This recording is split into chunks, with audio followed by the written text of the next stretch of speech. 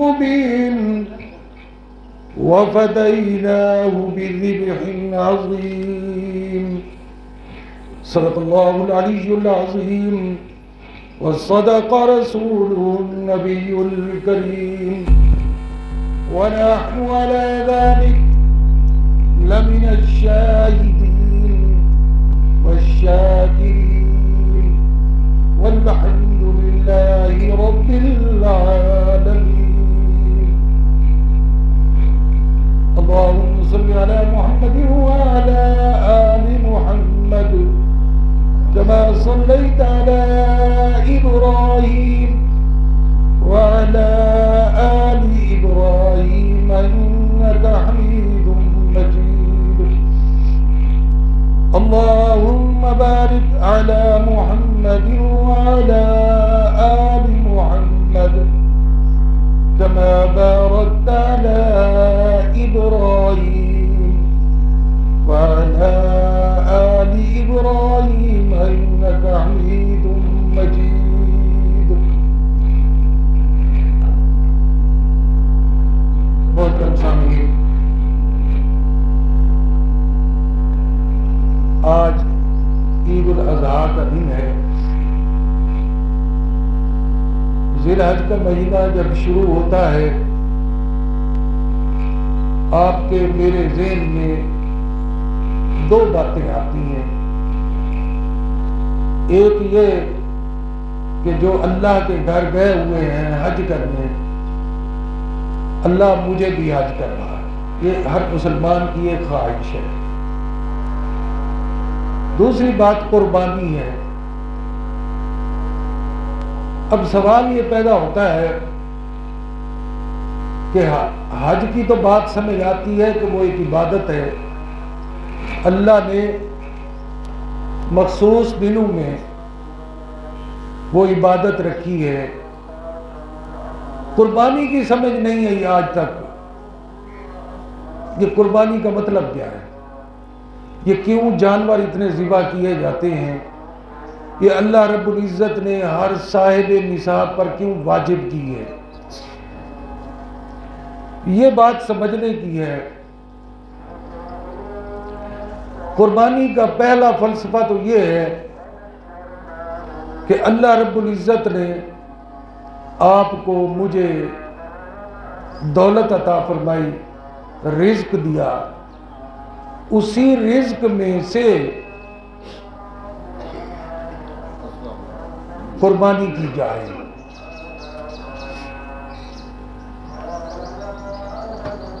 اور قربانی کیسی کی جائے؟ لن تنالوا البر حتی تنفقوا مما تحبون.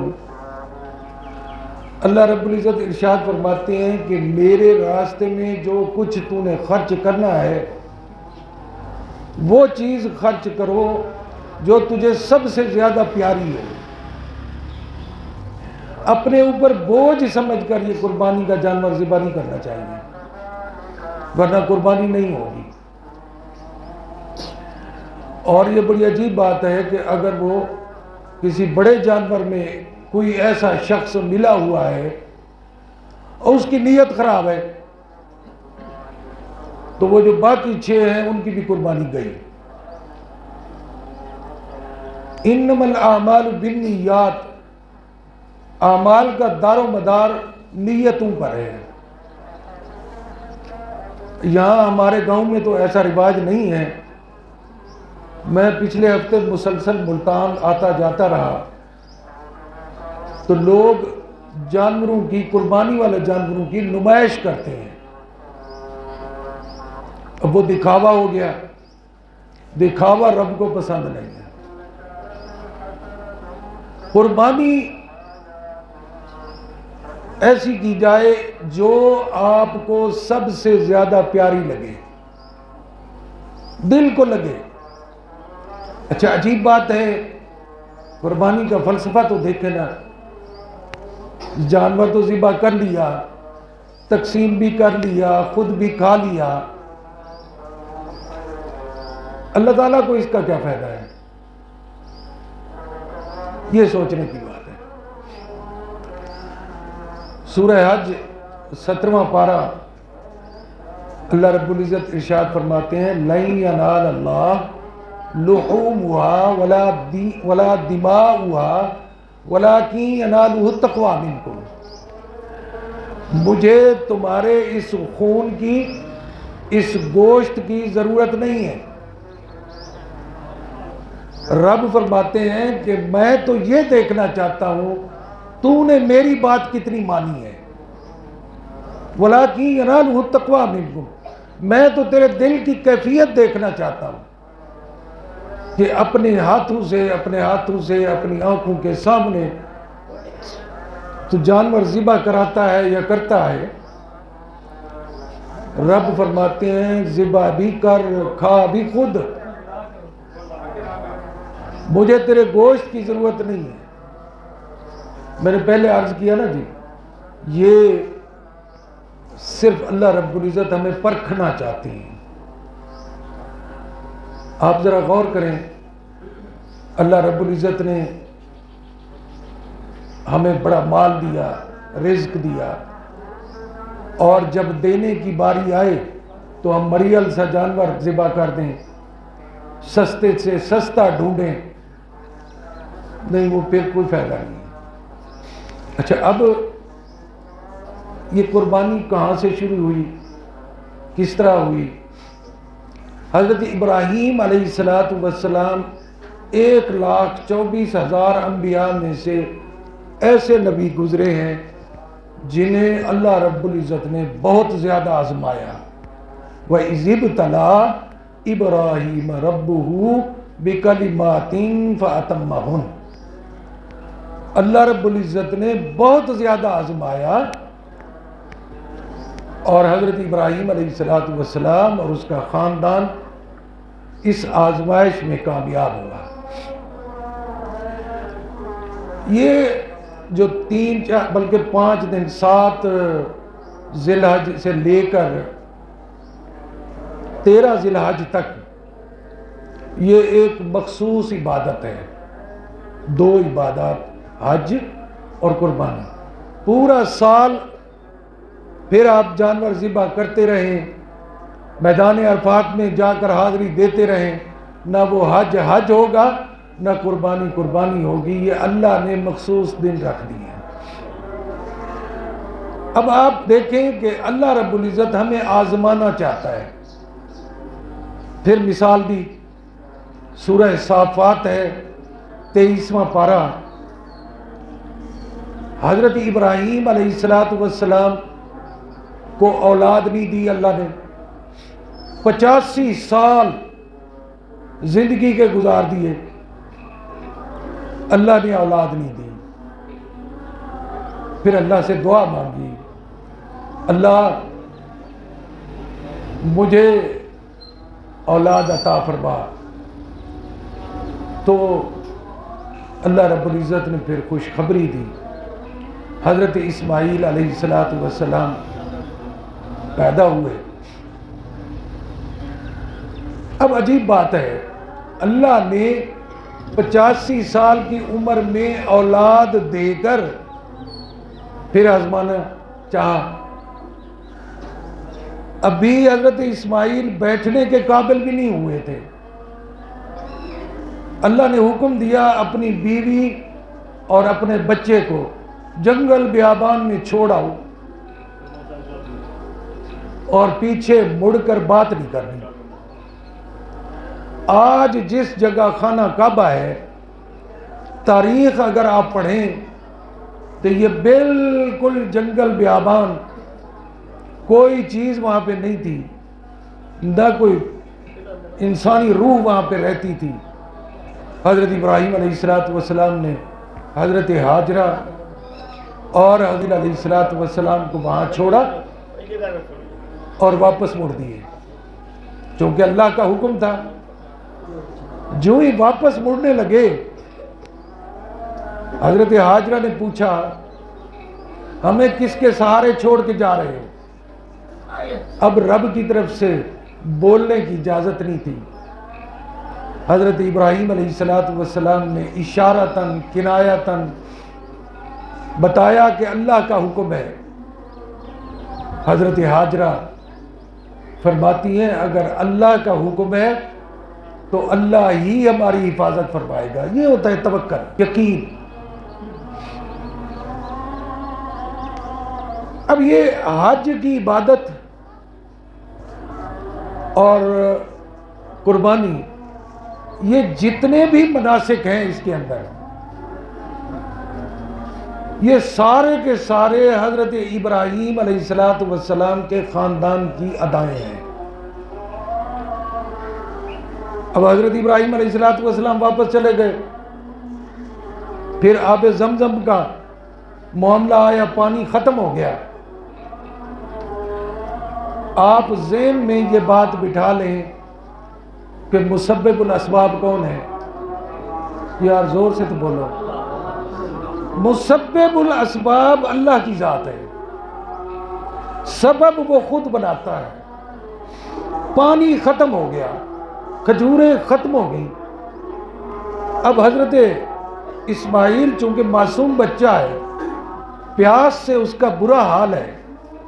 کتابوں میں لکھا ہے، تفسیر کی کتابوں میں، کہ اتنی پیاس لگی کہ زبان خشک ہو کر باہر منہ سے نکل آئی. ماں تو پھر ماں ہوتی ہے نا، ہمیں کیا قدر ماں کی، ہمیں کیا قدر ہے ماں کی. ماں اپنے بیٹے کی یہ حالت دیکھ کر برداشت نہ کر سکی.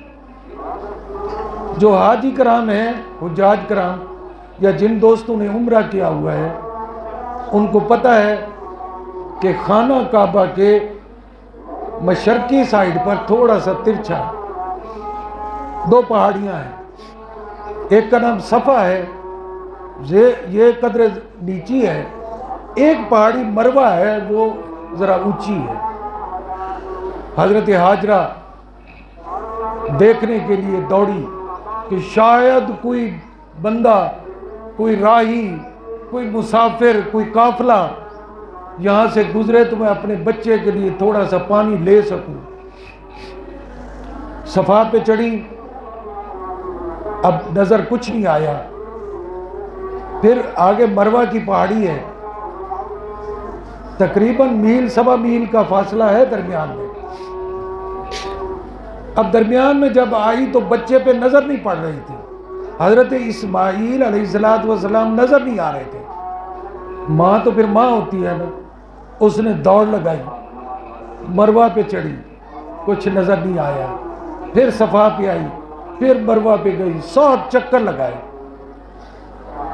جب 7ویں چکر پہ مروہ پہاڑی پر حضرت حاجرہ کھڑی تھی، دیکھ رہی تھی. کیا دیکھتی ہیں کہ آپ، یہ برون بلاک کا علاقہ ہے، اب تو بڑی آبادی ہو گئی ہے، کسی زمانے کچھ بھی نہیں ہوتا تھا. تو پانی کی علامت یہ ہوتی تھی، وہاں پرندے اڑ رہے ہوتے تھے.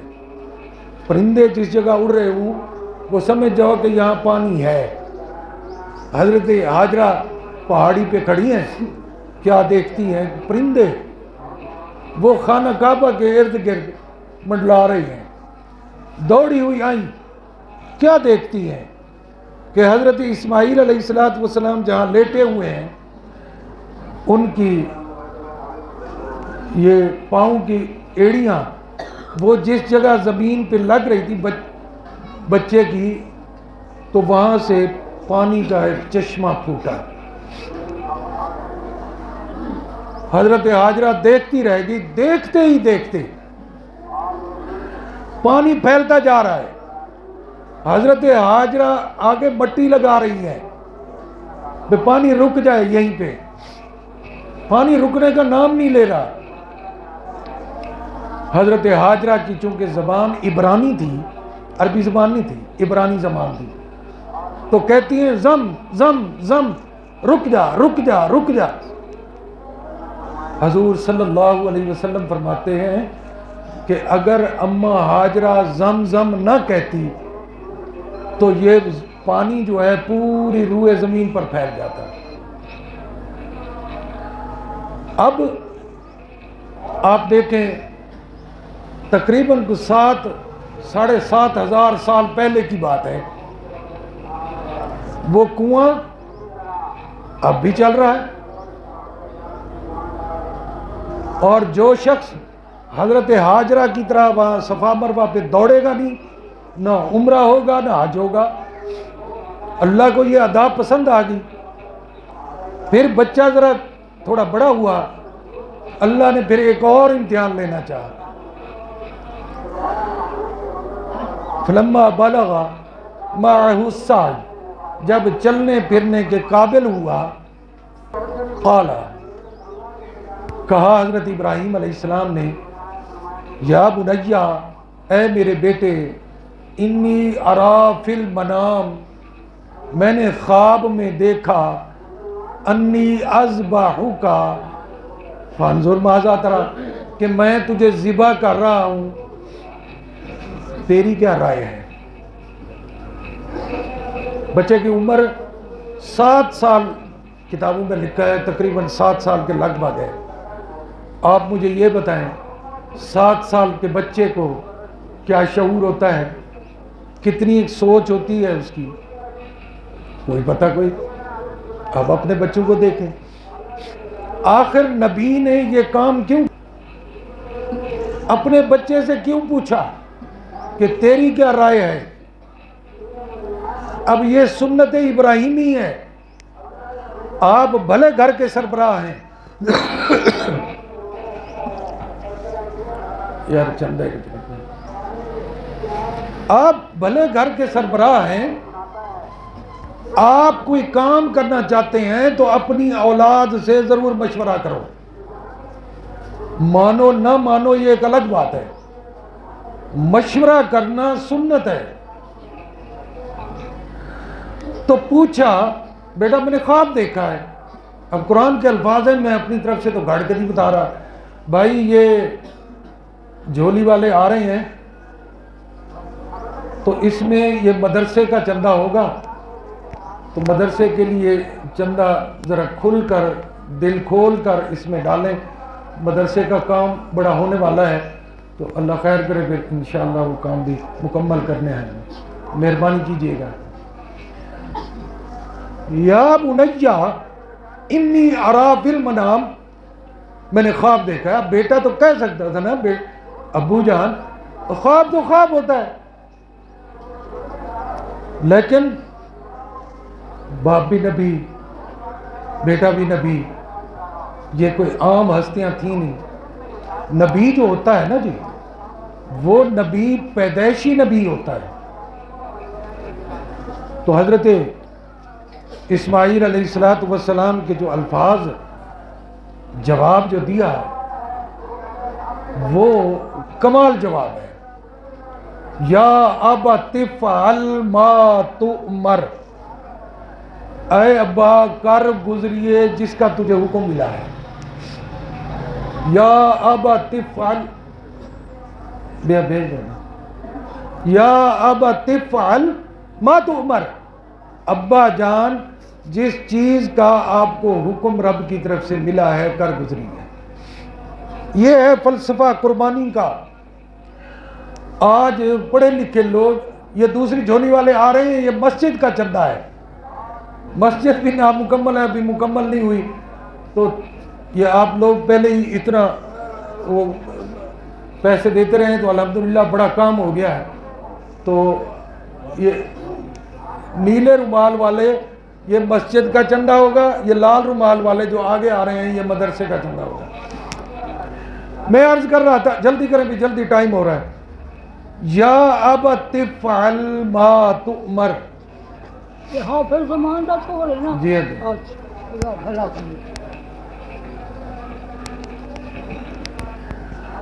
اب سوال آج کل جو خصوصاً پڑھے لکھے لوگ جو اپنے آپ کو پڑھا لکھا کہتے ہیں، ایک ہوتے ہیں تعلیم یافتہ، ایک ہوتے ہیں پڑھے لکھے جاہل۔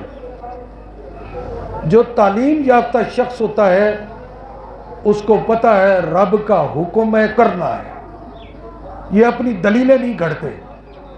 جو پڑھے لکھے جاہل ہوتے ہیں وہ دلیلیں گھڑتے ہیں، قربانی، او یار اس کی کیا ضرورت ہے، ساری گلیوں میں جہاں دیکھو خون ہی خون ہے، گوشت ہی گوشت، یہ دلیل دے رہے ہیں۔ اب قرآن کیا کہہ رہا ہے؟ یا ابت فعل ما تؤمر، جو رب کا حکم ہے کر گزریے، دلیلیں مت گھڑیں، یہ اپنے عقل کے گھوڑے مت دوڑائیں۔ ستجدنی انشاء اللہ من الصابرین، ابا جان آپ مجھے پائیں گے صبر کرنے والوں میں، صبر کرنے والوں میں سے پائیں گے۔ حضرت ابراہیم علیہ السلام اپنے بچے کو لے کر جنگل کی طرف چلے، چھری بغل میں دبائی، رسی لی، جب جنگل پہنچے جو آج مینا، آج حاجی کرام وہاں پہ ہوں گے مینا پہ، اسی جگہ پہ حضرت ابراہیم علیہ السلام اپنے بیٹے کو لے کر گئے۔ اسی اثناء میں شیطان، ابلیس لعین، وہ ایک بزرگ کی شکل میں حضرت ہاجرہ کے پاس آئے۔ حضرت ہاجرہ کو کہتا ہے کہ تیرے بیٹے کو تیرا خاوند ذبح کرنے گیا ہے۔ حضرت ہاجرہ فرماتی ہیں کبھی ایسا ہوتا ہے کہ باپ بیٹے کو ذبح کرے؟ کوئی ریت تو نہیں ہے۔ اس نے کہا جا رہا ہے۔ حضرت ہاجرہ کو پتہ چل گیا کہ یہ شیطان ملعون ہے، شیطان کو کنکریاں ماری۔ پھر ایک اور شکل میں آگے آیا حضرت اسماعیل علیہ السلام کے پاس، پھر ایک اور شکل میں آیا۔ آپ دیکھیں وہ سنت آج بھی قائم ہے، اسی جگہ پہ آج کنکریاں مارنی پڑتی ہیں۔ ادائیں، میں نے کہا نا آپ کو، یہ جو عبادت ہے نا، یہ حضرت ابراہیم علیہ السلام کے خاندان کی اداؤں کا نام ہے۔ اب قرآن نے نقشہ کہ میں مختصر کر رہا ہوں، ٹائم چونکہ ہو گیا تو چندہ مکمل ہو جائے تو پھر حضرت ابراہیم علیہ السلام 85 اور 7 92 سال کی عمر ہے۔ ذرا غور کیجئے، ہم میں سے تو شاید 90 92 والا اس وقت عیدگاہ کے اندر کوئی نہیں ہے۔ 92 سال عمر ہے، 7 سال کا بچہ ہے۔ اللہ نے خواب میں دکھایا، یاد رکھیے نبی جو خواب دیکھتا ہے وہ بھی وہی ہوتی ہے، آپ جیسے میرے جیسے خواب کی حالت نہیں ہوتی۔ اب حضرت اسماعیل علیہ السلام عرض کرتے ہیں ابا جان اس طرح ہے، آپ اپنی آنکھوں پہ پٹی باندھ لیں، میری آنکھوں پہ بھی پٹی باندھ لیں، مجھے سیدھا مت لٹائیں۔ مجھے قرآن اس کا نقشہ کھینچتا ہے، فلما اسلما وتلہ للجبین، دونوں باپ، یہ ترجمہ بڑا کیا خوبصورت ترجمہ ہے اس آیت کا، فلما اسلما۔ ویسے تو اس کا لفظی ترجمہ ہے کہ دونوں باپ بیٹا جھک گئے۔ علامہ تقی عثمانی صاحب مفتی اعظم پاکستان، وہ اس کا ترجمہ بڑا عجیب کرتے ہیں۔ وہ کہتے ہیں فلما اسلما، دونوں باپ بیٹے مسلمان ہوئے۔ میں بڑا حیران ہوا یہ ترجمہ پڑھ کے کہ دونوں نبی ہیں، کیا پہلے مسلمان نہیں تھے؟